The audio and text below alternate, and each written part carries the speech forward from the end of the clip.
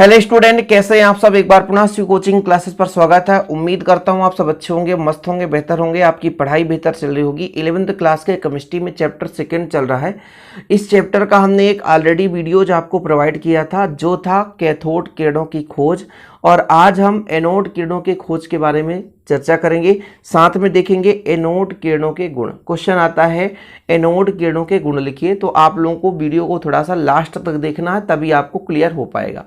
जैसा कि आपने कैथोड किरणों के खोज के बारे में पढ़ा था कि भाई साहब हमारे पास एक विसर्जन नली है और जिसमें 2 इलेक्ट्रोड लगाकर उसे सील कर दिया और दोनों इलेक्ट्रोडों के बीच उच्च वोल्ट का विभवांतर आरोपित किया, तो देखा कि कुछ किरणें कैथोड से निकल करके एनोड की ओर जा रही हैं। उससे बोला गया बच्चों क्या, कैथोड किरणें कहा गया। ठीक है, क्या बोला गया, कैथोड किरणें। जैसे यहाँ पर भी आप देखो कि आपको नजर आएगा यहाँ पे 2 इलेक्ट्रोड, एक आपका ये कैथोड है, आपका ये एनोड है। थोड़ा समझने की कोशिश करिएगा, ये आपका कैथोड है, ये आपका एनोड है। तो यहाँ पर हमने विसर्जन नली ले ली, कांच का एक विद्युत विसर्जन नली है, और इसमें 2 इलेक्ट्रोड लगाकर इसे सील कर दिया गया। और सील करने के बाद इसके अंदर हमने देखा कि निर्वात है, निर्वात में कुछ मतलब नहीं रहता, कोई भी माध्यम नहीं रहता है, या कि मान लीजिए कोई गैस ही भर दिया गया, लेकिन उसका दाब बहुत कम कर दिया गया, 10 के घाते -4 वायुमंडलीय दाब ATM होता है बच्चों। इतना इसके अंदर का दाब कम कर दिया गया। इसमें एक निर्वात पंप जोड़ा जाता है जिसके अंदर कि गैस को बाहर निकाल दिया जाता है, तो दाब ऑलरेडी कम हो जाता है।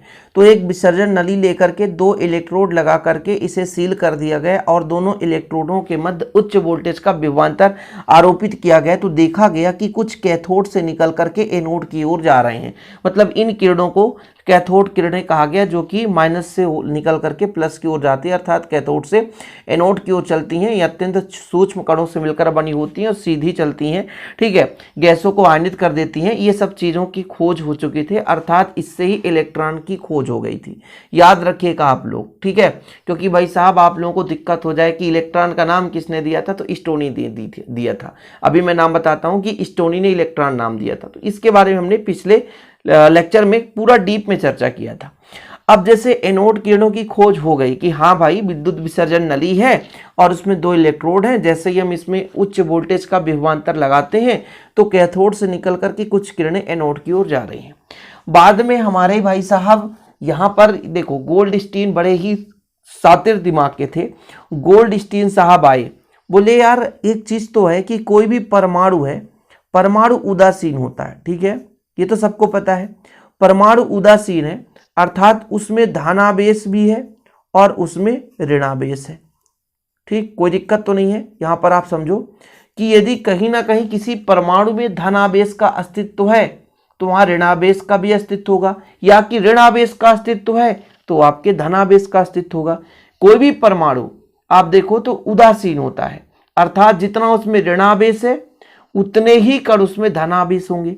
तो गोल्डस्टीन साहब बोले कि भाई यहां पर हमने देखा कि एक इलेक्ट्रोड से कुछ किरणें निकल रही हैं जो कि ऋणावेशित है।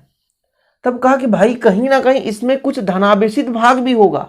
तो फिर से उन्होंने एक विसर्जन नली ले ली और फिर से वही प्रयोग किया कि छिद्रयुक्त कैथोड का प्रयोग किया। इस बार भाई हमारे जो गोल्डस्टीन साहब थे सन 1886 में एक छिद्रयुक्त कैथोड का प्रयोग किया। विसर्जन नली ले ली और इसमें छिद्रयुक्त कैथोड के साथ फिर से प्रयोग किया और इसके अंदर का दाब कम कर दिया, निर्वात पंप के माध्यम से दाब कम कर दिया और दोनों इलेक्ट्रोडों के मध्य उच्च वोल्टेज का विभवांतर लगाया। तो देखा कि पहले तो कैथोड से निकल करके किरणें एनोड की ओर जा रही हैं। ठीक है, कैथोड से निकल करके एनोड की ओर जा रही हैं, लेकिन कुछ समय पश्चात एक चमकदार किरण फिर से धनावेश कण से निकल करके, मतलब यहां पर एनोड से निकल करके यहां पर कैथोड की ओर चलने लग जाती है। कि भाई साहब प्रयोग में दोहराया तो देखा कि हाँ यार एनोड से कैथोड से किरणें निकलती हैं, कोई दिक्कत नहीं है, कैथोड से निकलती हैं, एनोड की ओर चल रही हैं। लेकिन कुछ समय पश्चात एक ऐसी भी स्थिति आती है कि कुछ किरणें इसके अपोजिट डायरेक्शन में भी चलने लगती हैं, मतलब एनोड से निकल करके कैथोड किरणें मतलब कैथोड की ओर चलने लगती हैं। इन किरणों को हम एनोड किरण कहते हैं या कैनाल किरण कहते हैं, क्योंकि छिद्रयुक्त जो आपका कैथोड है इसको क्या कर जाते हैं, पार कर जाते हैं। इसलिए इसे हम कैथोड किरण के एनोड किरण के नाम से या कैनाल किरण के नाम से जानते हैं। तो कैसे लिखना है, ये भी चीज जरूरी है बच्चों। तो सबसे पहले आप लोगों को लिखना है कि कोई भी परमाणु विद्युत का उदासीन होता है, अर्थात यदि उस पे ऋणावेशित वाले कण हैं तो कहीं ना कहीं उसमें धनावेशित कण भी होंगे, अर्थात ऋण आवेशित कणों का भाग है यदि उसमें तो कहीं ना कहीं धन आवेश युक्त कण भी होंगे। इस चीज के पुष्टि के लिए 1886 में गोल्डस्टीन साहब ने भाई धनात्मक भाग की खोज की। उन्होंने क्या किया, एक विसर्जन नली ले लिया, देख सकते हो एक विसर्जन नली ले ली जिसमें छिद्रयुक्त कैथोड लगा करके प्रयोग को दोहराया, अर्थात जो प्लकर एवं क्रुक्स का प्रयोग था उसी प्रयोग को थोड़ा सा यहाँ पर इन्होंने दोहराया और बोला भैया ये जो हमारा निर्वात ट्यूब है इसके अंदर कोई गैस है जिसका दाब बहुत कम है। आप हाइड्रोजन भी ले सकते हैं, हीलियम भी ले सकते हैं, क्योंकि उन्हीं हाइड्रोजन के परमाणुओं से ही तो इलेक्ट्रॉन का उत्सर्जन होगा। ठीक है, ये चीज आपको ध्यान रखना है कि जो गैस अंदर होगा, ये जो निर्वात ट्यूब है अर्थात विसर्जन नली है, इस गैस के ही इलेक्ट्रॉन निकलकर आपस में गमन करेंगे इधर उधर, ये चीज हमेशा याद रखना। तो छिद्रयुक्त कैथोड लेकर के प्रयोग में देखा कि जब जैसे ही दोनों इलेक्ट्रोडों के बीच उच्च वोल्टेज का विभवांतर लगाया, अंदर का दाब कम है, तो भाई सबसे पहले तो कैथोड से निकल करके किरणें एनोड की ओर चलती हैं, लेकिन कुछ समय पश्चात देखा कि एक चमकदार बोलेंगे, चमत्कार नहीं बोलेंगे, चमकदार धनावेशित कणों की धारा एनोड से कैथोड की ओर चलने लगती है। भाई सबसे पहले तो उन्होंने क्या किया कि छिद्रयुक्त कैथोड लगाया और दोनों इलेक्ट्रोडों के बीच उच्च वोल्टेज का विभवांतर लगाया, अंदर का दाब बहुत कम करके। तो देखा कि कुछ किरणें सबसे पहले कैथोड से निकलकर एनोड की ओर चलती हैं, लेकिन कुछ समय पश्चात एक चमकदार धनावेशित कणों की धारा भी एनोड से कैथोड की ओर चलने लगती हैं, जो कि कैथोड के छिद्रों से आगे निकल जाती हैं, इसलिए इसे कैनाल किरणें भी कहा जाता है। ठीक है, या इसे ही एनोड किरणें कहा गया। ठीक, यहां पर भी यदि आपसे कहा जाए कैथोड किरणें एक सीधी रेखा में चलती हैं तो आप कहोगे एनोड किरणें भी सीधी रेखा में चलेंगी। जिस प्रकार से कैथोड किरणें छोटे छोटे कणों से मिलकर बनी होती है, इसी प्रकार से एनोड किरणें भी छोटे छोटे गैस के कणों से ही मिलकर बना रहेगा। ठीक है, जैसे आपका कैथोड किरण फोटोग्राफिक प्लेट को प्रभावित करता था, ये भी आपका फोटोग्राफिक प्लेट को प्रभावित करता है। तो यदि इनके गुणों के बारे में बात करें तो ये सीधी रेखा में गमन करती हैं, क्योंकि इसमें पथ में यदि कोई वस्तु रख दी जाए तो उसकी परछाई प्राप्त हो जाती है, प्रतिदीप्त उत्पन्न होता है।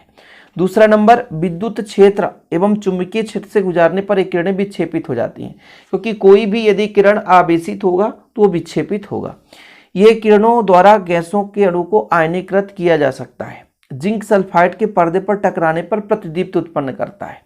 ये किरणें पतली धातु की पत्ती को भेद कर सकती हैं, मतलब अत्यंत पतला हमारा धातु है तो उसे भेद कर देगा। इसकी भेदन क्षमता कैथोड किरणों से थोड़ी से कम होती है। एनोड किरणें जिन कणों से मिलकर बनी होती है उन पर धनावेश का मान विसर्जन नली में भरी हुई गैस की प्रकृति पर निर्भर करती है। कहने का मतलब गैस जो भी होगा, हाइड्रोजन होगा तो वहां पर हाइड्रोजन के आधार पर उनके कण होंगे। हीलियम गैस भर देंगे तो हीलियम गैस के आधार पर, जैसे बोला जाता है कि यदि हाइड्रोजन है तो उस पर धनावेश 1 होगा, यदि हीलियम गैस है तो धनात्मक भाग का 2 स्थिर वैद्युत इकाई होगा, क्योंकि भाई साहब एक इलेक्ट्रॉन, हाइड्रोजन में 1 इलेक्ट्रॉन 1 प्रोटॉन, तो प्रोटॉन ही धनात्मक भाग। ऐसे हीलियम की बात करते हैं, हीलियम में 2 इलेक्ट्रॉन 2 प्रोटॉन, तो 2 धनात्मक भाग हो जाएगा। ये चीज होता है, ये फोटोग्राफिक प्लेट को प्रभावित करते हैं। तो ये गुण है, आपको लिखना है। लेकिन फिलहाल तो इतना मैंने समझाया, तो इसका भी हिंदी लिखना पड़ेगा ना कि भाई परमाणु विद्युत उदासीन होता है, अर्थात इसमें जितना ऋणावेशित कण होंगे उतना ही इसमें धनात्मक भाग होगा।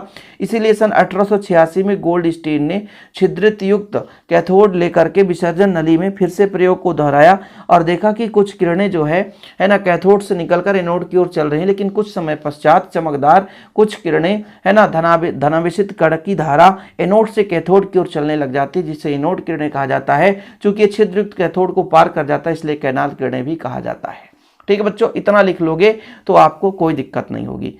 भाई डीप में समझाने की कोशिश करता हूं, बस आप लोगों के ऊपर है आप कितना मेहनत करते हो। यदि आप मेहनत करोगे तो कोई भी चीज़ें कठिन नहीं होगी और आसानी से सीख पाओगे। उम्मीद करता हूं आज का वीडियो पसंद आएगा, पसंद आए तो लाइक करके शेयर कर दें। ऐसे वीडियो पाने के लिए चैनल को सब्सक्राइब कर लें। इनके गुणों के बारे में बच्चों मैंने जो बताया, गुण भी आप लिख लेना, एग्जाम के हिसाब से काफ़ी है, इतना तैयार कर लोगे तो बहुत ही इंपॉर्टेंट। ओके, और यदि इसका नोट्स लेना है तो कॉन्टैक्ट नंबर दे देता हूँ 96 85 29 91 49। डिस्क्रिप्शन पे ऐप का लिंक होगा, ऐप पे भी आप नोट्स ले सकते हैं। जय हिंद, वंदे मातरम।